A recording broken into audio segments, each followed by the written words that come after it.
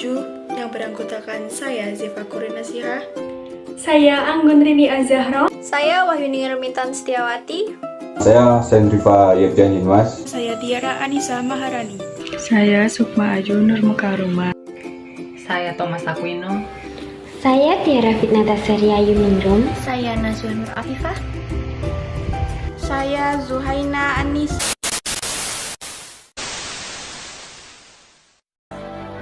Indonesia is not just wonderful. Indonesia is a wonderland. Kesenian pencaksilat.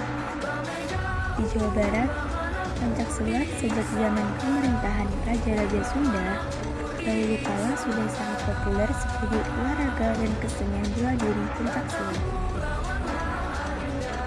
Di Jawa Barat sendiri, pencaksilat muncul pada abad ke-7 dengan lahirnya Pencak Cimandi. Pencaksilat ini merupakan olahraga tertua di Pasundan.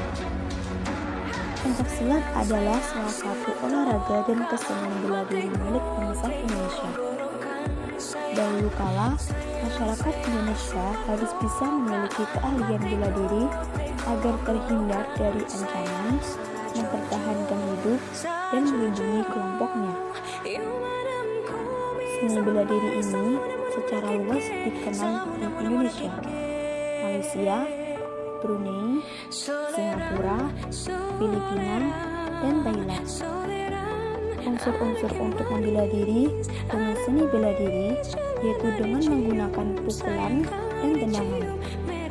Pencaksilat merupakan bela diri banyak diminati oleh banyak orang, terutama masyarakat Indonesia.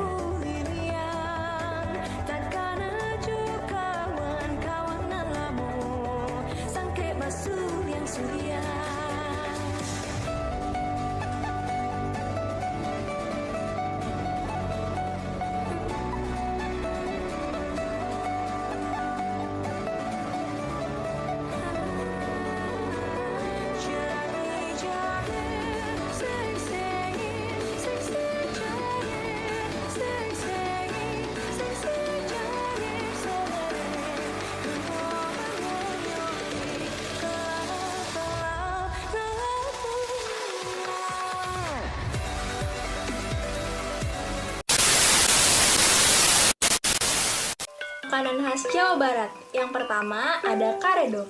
Apa itu karedok? Karedok merupakan makanan khas dari Sunda yang disajikan dengan sayuran-sayuran segar ditambah dengan siraman saus bumbu kacang yang rasanya gurih.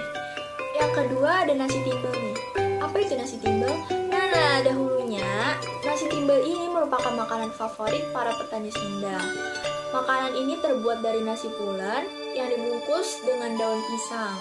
Makanan ini enak banget kalau disantap dengan ayam goreng ataupun ayam bakar atau hanya dengan sepotong ikan asin kering dan disantap menggunakan sambal dan lalapan pastinya.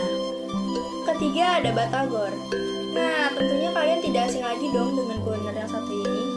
Nah, kuliner ini terbuat dari kudapan bakso tahu yang telah digoreng dan ditambah dengan siraman saus bumbu kacang yang rasanya gurih dan yang pastinya akan lezat jika dimakan dengan sambal. Ada 7 rumah adat yang ada di Jawa Barat. Yang pertama, rumah adat Badak Hai. Keunikannya terletak pada bagian atap rumah yang menyerupai badak menguap. Yang kedua, rumah adat Togok Anjing. Keunikannya itu terdapat pada bentuk rumahnya yang menyerupai seekor anjing yang sedang duduk. Yang ketiga, rumah adat Julang Ngapak. Keunikannya itu terletak pada simbol atau burung yang mengepakkan sayapnya yang terdapat pada bagian atap rumah. Yang keempat, rumah adat Jolopong. Istilah Jolopong dalam bahasa Sunda adalah tergolek lurus atau yang biasa disebut juga dengan suruhan. Yang kelima, rumah adat Perangku Merek. Keunikannya itu terdapat pada desain dari rumah yang berbentuk trapesium sehingga menyerupai perahu terbalik. Yang keenam, rumah adat Capit Gunting. Keunikannya itu terdapat pada atap rumah yang menyerupai seperti gunting. Yang ketujuh, kesepuhan. Kesepuhan adalah keraton atau istana yang didirikan oleh Pangeran Cakrabuana pada tahun 1527. Nah, selanjutnya yaitu alat musik tradisional dari Jawa Barat. Yang pertama ada angklung, yang kedua calung, yang ketiga kecapi, dan yang keempat karinding. Angklung adalah alat tradisional dari Jawa Barat yang terbuat dari bilah-bilah bambu.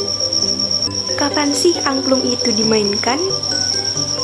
Angklung digunakan atau dibunyikan ketika masyarakat Jawa Barat menanam padi di ladang. Selain itu, angklung juga dimainkan pada kesenian dok-dok lojor. Selanjutnya, jenis-jenis angklung. Yang pertama adalah angklung kanekes, yang kedua angklung dok-dok lojor, yang ketiga angklung gubrak, dan yang keempat angklung badeng, dan yang terakhir angklung buncis.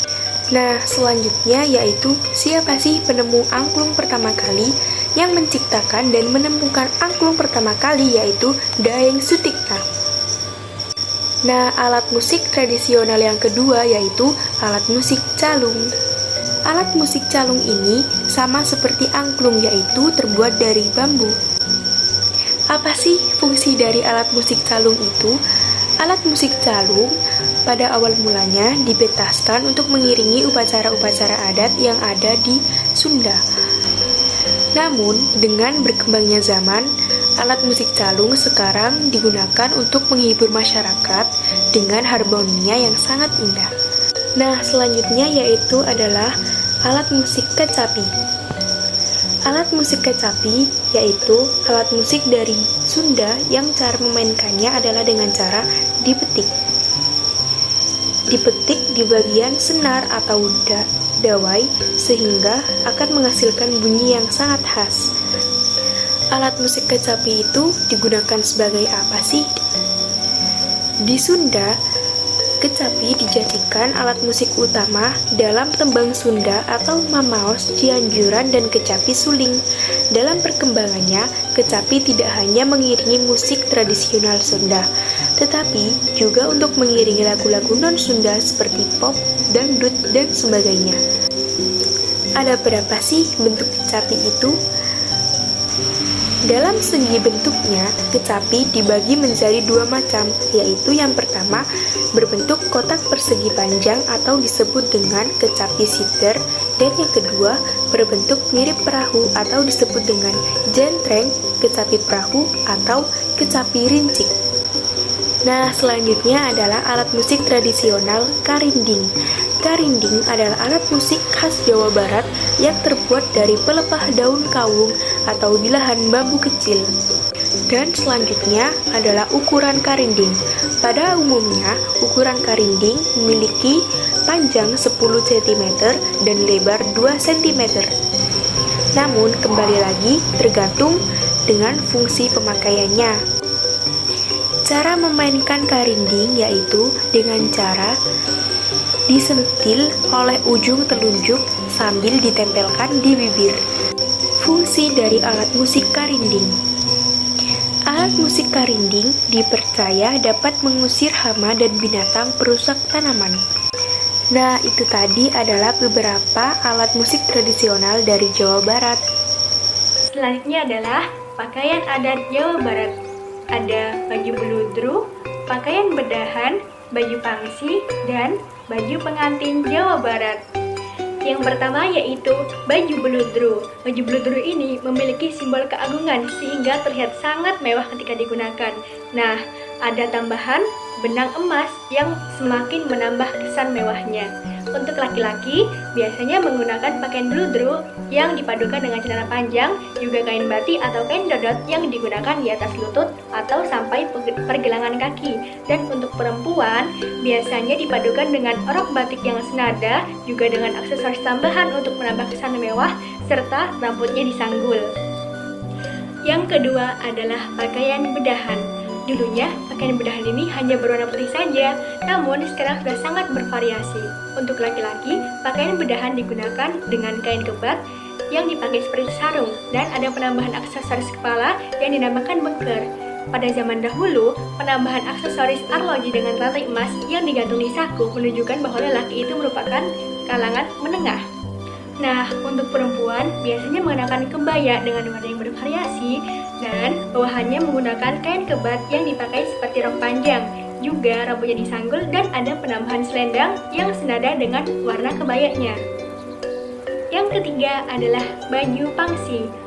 Zaman dahulu, baju pangsi ini merupakan pakaian sehari-hari masyarakat Jawa Barat kelas bawah. Namun, sekarang semua masyarakat dapat menggunakannya. Nah, baju pangsi ini untuk laki-laki biasa digunakan bersama dengan sarung sederhana atau celana komprong. Dan biasa ditambahkan aksesoris kepala berupa loget yang diikat. Kemudian untuk perempuan menggunakan sarung kebat yang dipakai sampai betis dan dilengkapi dengan selendang yang diikat di pinggang. Yang terakhir adalah baju pengantin Jawa Barat. Untuk mempelai laki-laki biasa menggunakan jas tertutup atau beskap, dan untuk mempelai perempuan biasa menggunakan kebaya dengan bawahan kain kebat batik dan penambahan aksesoris di kepala seperti mahkota yang dinamakan siger yang memiliki arti kehormatan dan kebijakan. Nah, atau yang dikenal dengan sebutan siger Sunda di masyarakat kita.